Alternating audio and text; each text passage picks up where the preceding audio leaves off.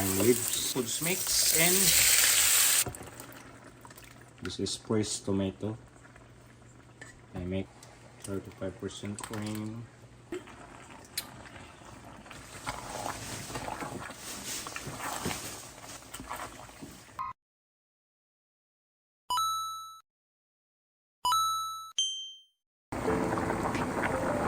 Blanch your penne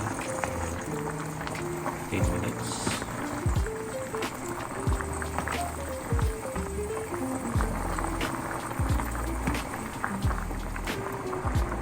Chop the onion, garlic, some seafood mix here. So this is seafoods, penne pasta with tomato cream sauce.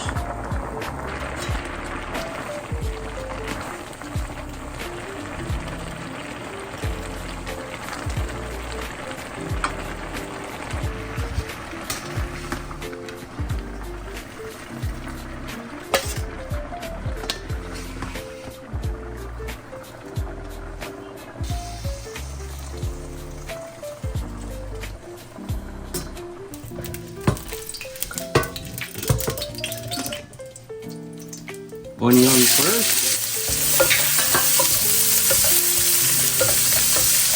garlic, and chopped garlic around 6 to 8 cloves.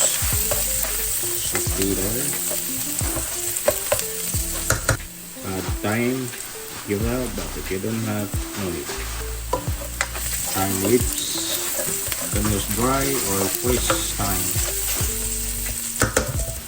Seafoods mix and calamari, squid, some scallops, squid head, white squid, and some shrimp. Perfect. Add some ground black pepper.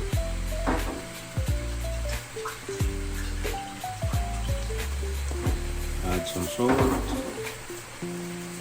Anyway, the pasta is 1.5 kg raw. A lot of seafoods, around 2 kg.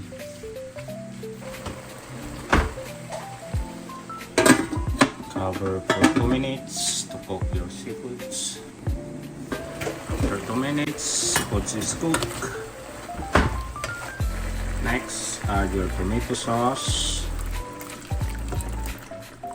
This is pressed tomato. I make homemade tomato sauce. I saute some onion, garlic, add some basil. This basil leaves or dried basil if you don't have fresh one. Just add there, boil your tomato sauce.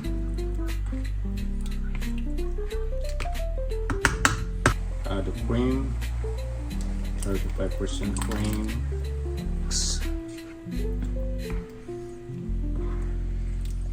Just to thicken your sauce.